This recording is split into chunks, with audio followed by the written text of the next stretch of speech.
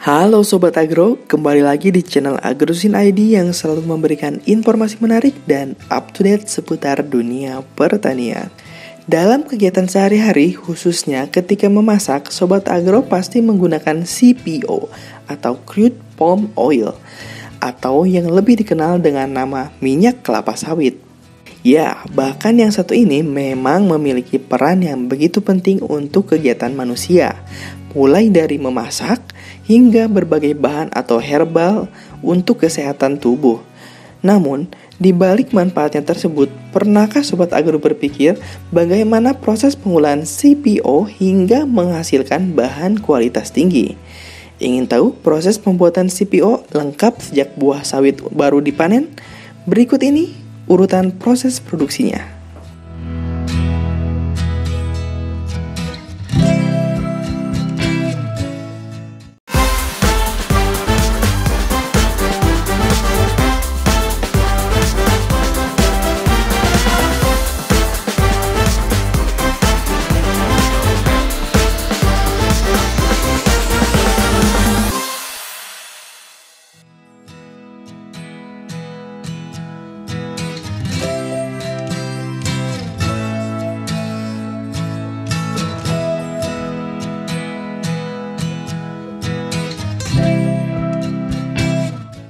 Yang pertama, pemanenan tandan buah. Dalam proses ini didapatkan bahan baku utama dari pohon kelapa sawit, yaitu tandan buah segar, di mana buah yang baru dipanen dari kebun kelapa sawit biasanya akan langsung diangkut ke pabrik menggunakan truk, yang sebelumnya buah akan terlebih dahulu masuk dalam loading room.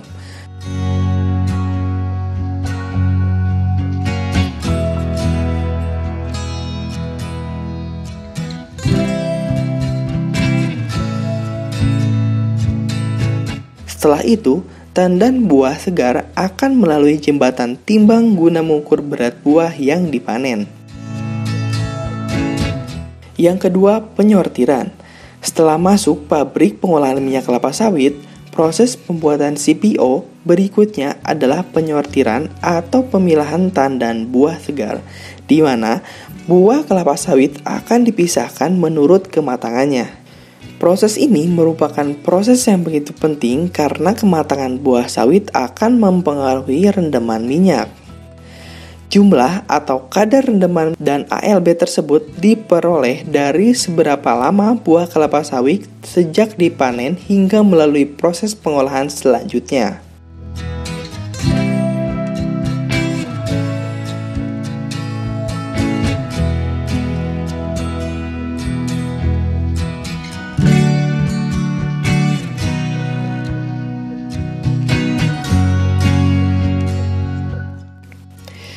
Yang ketiga adalah perebusan tandan buah segar.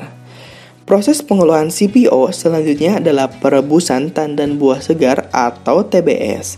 Pertama-tama, TBS direbus dalam sebuah wadah khusus yang memiliki lubang.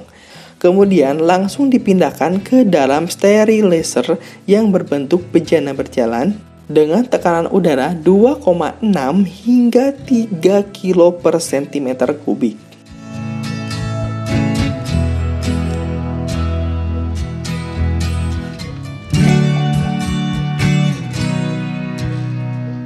Tujuan dari perebusan tandan buah segar antara lain adalah untuk mematikan enzim yang mampu membuat kualitas CPO menurun. Selain itu, proses perebusan juga dapat membuat buah kelapa sawit mudah terlepas dari tandan atau berondongannya, serta berfungsi untuk memudahkan daging buah sawit terlepas dari cangkang dan intinya sekaligus melunakkannya. Yang keempat, perontokan buah.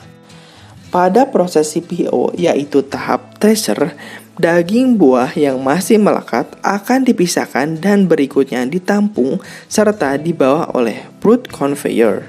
Dalam mesin yang berbentuk drum dan bekerja dengan cara berputar ini, brondolan akan dipisahkan dari tangkai tandannya. Sayangnya, proses perontokan ini tidak selamanya berhasil 100% untuk merontokkan brondolan. Dan brondolan yang belum terpisah dari tangkainya tidak langsung dibuang, melainkan akan masuk dalam tracer kedua. Yang kelima, pengolahan. Tahap atau proses pengolahan crude palm oil selanjutnya sudah masuk dalam tahap inti, yaitu pengolahan daging buah sawit, di mana pengolahan daging buah kelapa sawit ini terdiri dari dua tahap, yaitu digester dan screw press.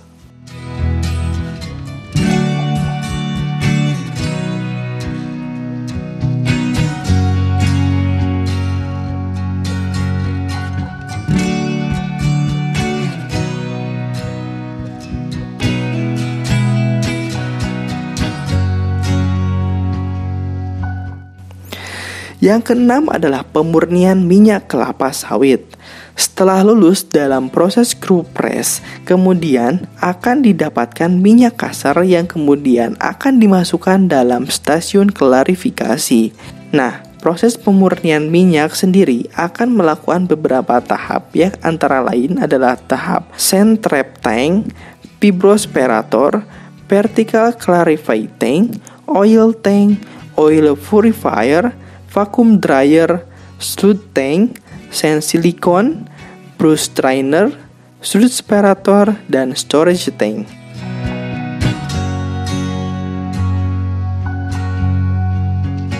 Yang ketujuh dan yang terakhir adalah pengolahan biji sawit.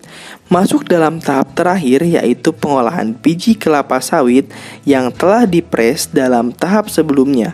Proses pengolahan CPO yang terakhir ini pun terdiri dari beberapa tahap seperti cake breaker conveyor, despi carver, knot silo, ripple mill, clay bed, hydrosilicon, kernel drainer, dan kernel storage.